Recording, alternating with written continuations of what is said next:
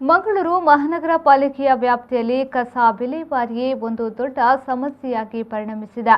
ಮಂಗಳೂರು ನಗರದಲ್ಲಿ ಇರುವಂತಹ ಬ್ಲಾಕ್ ಸ್ಪಾಟ್ಗಳಲ್ಲಿ ತಂದು ಕಸ ಬಿಸಾಕುವವರ ಫೋಟೋ ಅಥವಾ ವಿಡಿಯೋ ಕ್ಲಿಪ್ಗಳನ್ನು ಸಾಮಾಜಿಕ ಜಾಲತಾಣದಲ್ಲಿ ಹರಿಯಬಿಡುವುದರಿಂದ ಇದಕ್ಕೆ ಮುಕ್ತಿ ಸಿಗಬಹುದು ಎಂದು ಮಂಗಳೂರು ಮಹಾನಗರ ಪಾಲಿಕೆಯ ಸದಸ್ಯ ಕಿರಣ್ ಕುಮಾರ್ ಹೇಳಿದರು.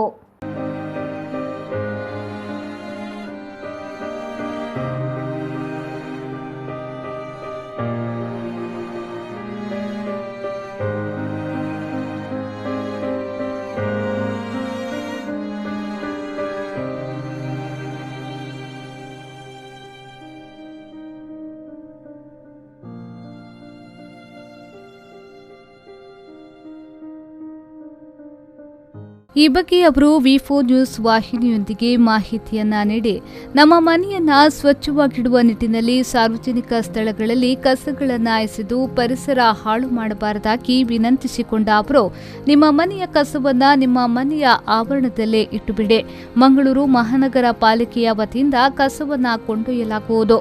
ಪಾಲಿಕೆಯು ರಸ್ತೆ ಬದಿ ಕಸವನ್ನ ಎಸೆದವರ ಮೇಲೆ ಸೂಕ್ತ ಕ್ರಮ ತೆಗೆದುಕೊಳ್ಳುತ್ತದೆ. ಆದರೆ ಸಾಮಾಜಿಕ ಜವಾಬ್ದಾರಿಯ ನೆಲೆಯಲ್ಲಿ ಈ ವಿಡಿಯೋದಲ್ಲಿ ವ್ಯಕ್ತಿಗಳು ತಮಗೆ ಪರಿಚಯ ಇದ್ದಲ್ಲಿ ಈ ರೀತಿ ಕಂಡಲ್ಲಿ ಕಸವನ್ನ ಎಸೆಯದಂತೆ ವಿನಂತಿಯನ್ನ ಮಾಡಬೇಕು ಎಂದು ಹೇಳಿದರು. ಎಲ್ಲೆಲ್ಲಿ ಕಸ ಬಿಸಾಡ್ತಾರೆ, ಆ ಬಿಸಾಡುವಾಗ ಸಿಸಿ ಕ್ಯಾಮೆರಾದಲ್ಲಿ ಕ್ಯಾಪ್ಚರ್ ಮಾಡಿರುವಂಥ ಫೋಟೋ ಇರಬಹುದು, ಅಥವಾ ನಾವೇ ನಮ್ಮ ಮೊಬೈಲಲ್ಲಿ ಆ ಫೋಟೋ ಕ್ಲಿಕ್ ಮಾಡಿ ಅಥವಾ ಶಾರ್ಟ್ ವಿಡಿಯೋಸ್ಗಳನ್ನು ಮಾಡಿ ನಾವು ಹರಿದು ಬಿಡುವಂಥ ಒಂದು ಕೆಲಸ ಮಾಡಬೇಕು. ಸೋಷಿಯಲ್ ಮೀಡಿಯಾಗಳಲ್ಲಿ ನಮ್ಮ ಏರಿಯಾದ ಸೋಷಿಯಲ್ ಮೀಡಿಯಾದಲ್ಲಿ ಅದರ ಜೊತೆಗೆ ಏನಾದರೂ ಒಂದು ವಿಷಯವನ್ನು ಕೂಡ ಬರಿಬೇಕು. ಯಾಕೆಂದರೆ ಅದು ನಾವು ಅವರನ್ನು ಬೈಯುವಂಥದ್ದು ಆಗಬಾರ್ದು. ನಾವು ಯಾವ ರೀತಿ ಬರಿಬೇಕಂದ್ರೆ, ನಾವೆಲ್ಲರೂ ಯಾರಿಗೆ ಈ ವ್ಯಕ್ತಿಯ ಪರಿಚಯ ಇದೆ ಅವರನ್ನು ನಾವು ನಿಲ್ಲಿಸಿ ಅವರ ಹತ್ರ ಒಂದು ಮನವಿಯನ್ನು ಮಾಡುವಂಥದ್ದು. ದಯವಿಟ್ಟು ನಿಮ್ಮ ಮನೆಯ ಕಸವನ್ನು ರಸ್ತೆಯಲ್ಲಿ ಬಿಸಾಡಿ ಬೇರೆಯವರಿಗೆ ಸಮಸ್ಯೆ, ಆರೋಗ್ಯಕ್ಕೆ ತೊಂದರೆ ಆಗುವಂಥ ಕೆಲಸವನ್ನು ಮಾಡಬೇಡಿ ಎಂಬ ಒಂದು ಮನವಿಯನ್ನು ನಾವು ಮಾಡುವಂಥ ಕೆಲಸವನ್ನು ಮಾಡ್ಬೋದು. ಖಂಡಿತವಾಗಿಯೂ ಇದರಿಂದ ಪಾಸಿಟಿವ್ ರೆಸ್ಪಾನ್ಸ್ ನಮಗೆ ಸಿಗುತ್ತೆ. ಇನ್ನು ಮಂಗಳೂರು ಮಹಾನಗರ ಪಾಲಿಕೆಯ ವ್ಯಾಪ್ತಿಯಲ್ಲಿ ಹಸಿ ಮತ್ತು ಒಣ ಕಸವನ್ನ ಪ್ರತ್ಯೇಕಿಸಿ ನೀಡುವುದು ಕಡ್ಡಾಯವಾಗಿದೆ.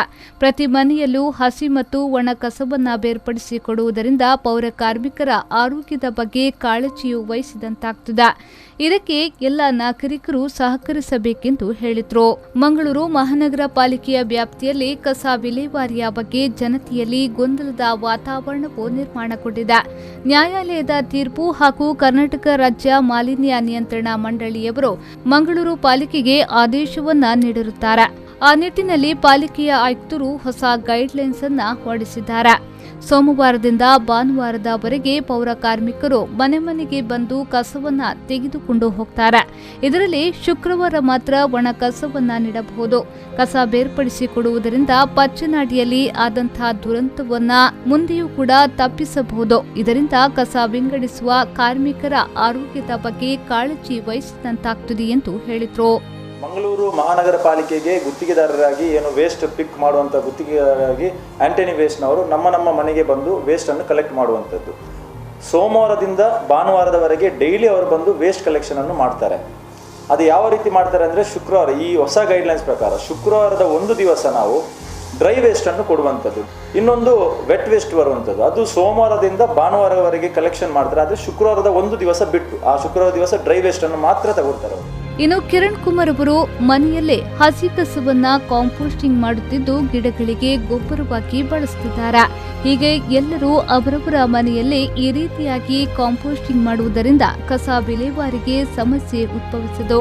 ಮಂಗಳೂರು ಪಾಲಿಕೆ ವ್ಯಾಪ್ತಿಯಲ್ಲಿ ಎಲ್ಲರ ಮನೆಯಲ್ಲಿ ಕಾಂಪೋಸ್ಟಿಂಗ್ ಘಟಕ ಅಳವಡಿಸಿಕೊಂಡಲ್ಲಿ ಹೆಚ್ಚಿನ ಪ್ರಮಾಣದಲ್ಲಿ ಕಸ ವಿಲೇವಾರಿಗೆ ಸಮಸ್ಯೆಯಾಗದು. ಮನೆಯಲ್ಲಿ ಹಸಿ ಕಸವನ್ನ ಕಾಂಪೋಸ್ಟಿಂಗ್ ಮಾಡುವುದರಿಂದ ತುಂಬಾ ಪ್ರಯೋಜನಕಾರಿಯೂ ಇದೆ. ಇಂತಹ ಮಾದರಿ ಕೆಲಸದಲ್ಲಿ ಬಂಗ್ರಕೂಳೂರು ವಾರ್ಡ್ನ ಸದಸ್ಯ ಕಿರಣ್ ಕುಮಾರ್ ಅವರು ತೊಡಗಿಕೊಂಡಿದ್ದಾರೆ.